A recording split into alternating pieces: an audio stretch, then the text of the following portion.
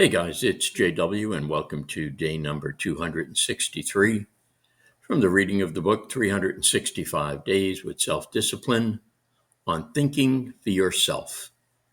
You and you alone are the sole arbiter of the meaning in your life. The second you turn to someone and say, "What does life mean?" or "What should my life mean?" you have slipped into a mindset that courts inauthenticity and depression. The second you agree with someone simply because of her position or reputation, whether that someone is a guru, author, cleric, parent, politician, general, or elder, you fall from the path of personal meaning maker. And that's from Eric Mazel.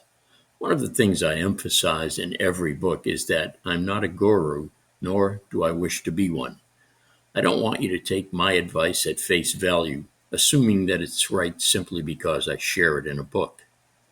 Agreeing with somebody simply because of their position or reputation is dangerous, because you're essentially delegating your thinking process to this person. I make mistakes, you make mistakes, and even the world's most successful performers make mistakes. Moreover, what works for one person doesn't necessarily work for another person. For example, I often take the extreme approach, which usually works out fine for me, but might hurt another person who isn't used to pushing their limits in such a way. Granted, you won't know which approach is good for you until you test it for yourself, but it's important to think before you act and to question any advice, including the tips you find in this book. Finally, don't make the mistake of letting others decide the meaning of your life.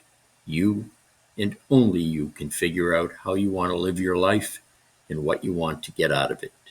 Following somebody else's recipe for an idea or an ideal life is a recipe for depression.